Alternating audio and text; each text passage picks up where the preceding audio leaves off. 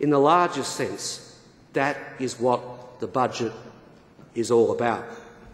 It's about accepting the challenge to succeed in these huge new markets, recognising the crucial role education and training can play. It's about getting our policies right to maximise all of our competitive advantages. And of course, as we know, Australia has always been at its best when embracing the forces of change rather than resisting them. We began 200 years ago with wool for the English market, and we extended over the following century into gold and to meat and to dairy. By World War I, we were extending into manufactures, a trend that became even more pronounced during and after World War II. Then we had the mining boom of the 1960s and the increasing exports of coal and iron ore and bauxite. At first gradually and then with greater speed, we diversified our exports away from the UK to Japan and China and, of course, emerging Asia. We began to export more of our manufactures and our services. It's a mistake to think of Australia as an agricultural economy last century, although our farming sector made a huge contribution. And today it's an oversimplification to think we're just a resources economy or that the time of our manufacturers has passed. Our manufacturers have innovated and moved with the times, and they will continue to do so, even in the face of the mining boom. But the story that lies behind our economic development is the gradual rise of service industries in Asia. There are more than 4 times as many Australians in professional, scientific and technical services than there are in mining. There are 4 times as many in education and training as there are in mining. I make these points today because I want to remind you that while mining has rarely been more important to the Australian economy than it is today, most of us do make our living in creating and delivering services. That is why the vast shift of world production, consumption and wealth into the region of which we are part is so important to our future. Not only for the opportunity to sell our coal and iron ore and gas and other mining products, important as these exports are, and not only for the opportunity to sell our wheat and wool and meat, important as those exports are, and not only for the opportunity to sell our manufactures, but also for the chance to continue to transform our economy into one which increasingly exports services. In my hometown of Brisbane, there are firms of architects, planners and consultants who make their living designing buildings in China.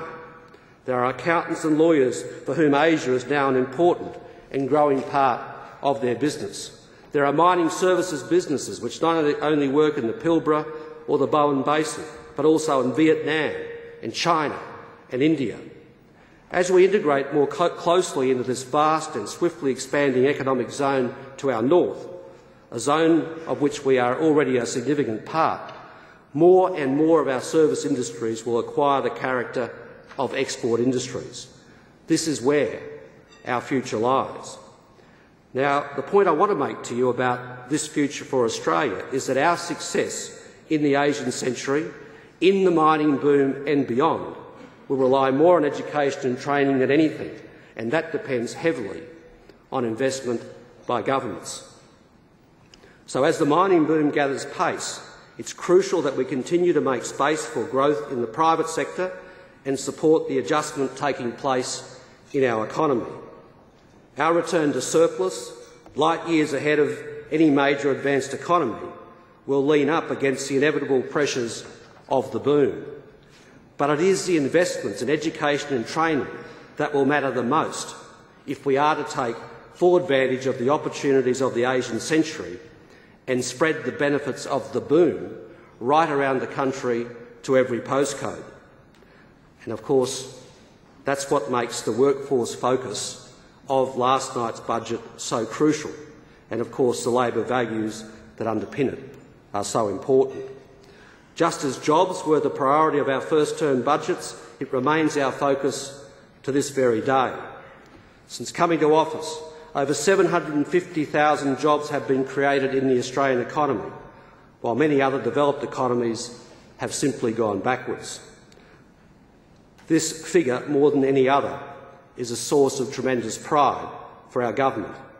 There is no greater way to ensure we spread opportunity than to get more people into good jobs. We will retain that very same drive for jobs in the good times as we did in the bad, because among the pressures placed on our economy by the global economic forces that I've talked about today will be a significant impact on our labour market.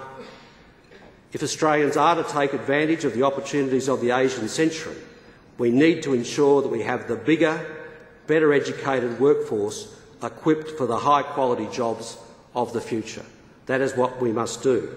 And as I outlined last night, our economy is set to create a further 500,000 jobs in the next 2 years.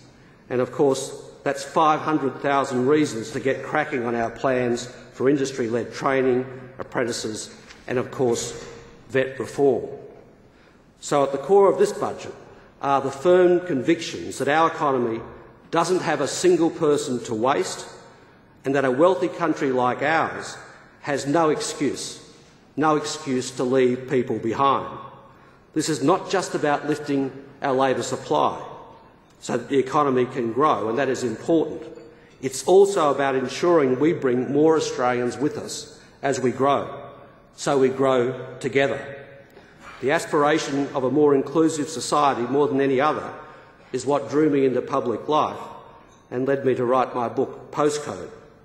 We in this country have a unique opportunity to take the mining boom and use it to draw together the corners of our patchwork economy, bringing more Australians with us.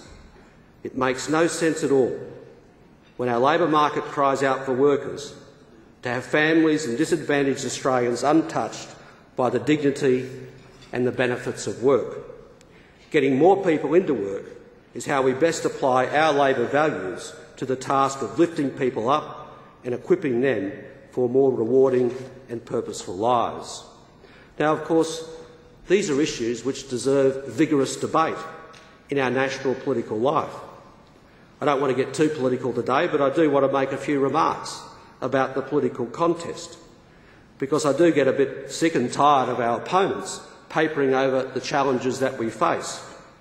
The Liberal Party pretend there was no global financial crisis, no floods, no cyclones, no catastrophic natural disasters overseas.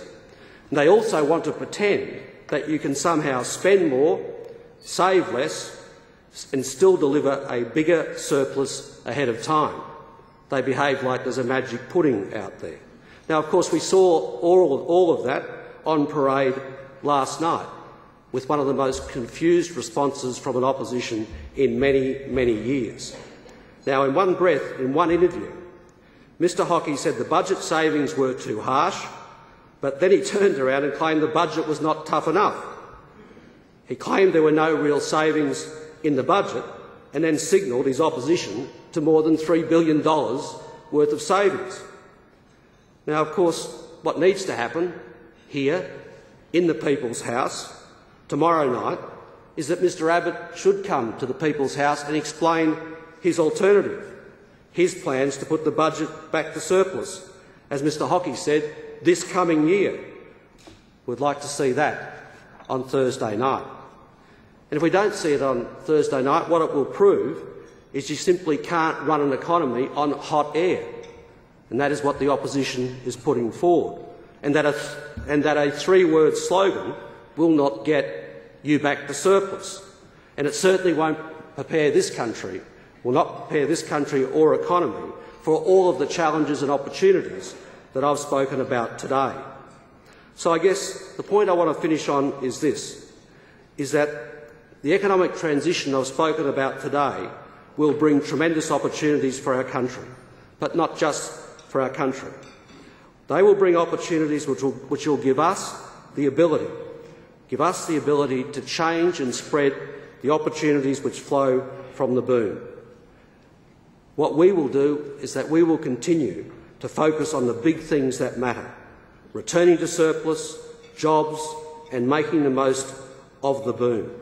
Anything less would sell Australia short. Today our success hinges on harnessing our rich natural resource heritage to strengthen our diverse knowledge economy. Because of our natural advantages, we've been given a head start. But turning this into prosperity isn't automatic. It's never that easy. Within the shift that's going on in global economic clout, our responsibility is to manage an Australian economy in transition so we make the most of our opportunities. This transition will impose changes in the structure of the economy as big as any we've seen before.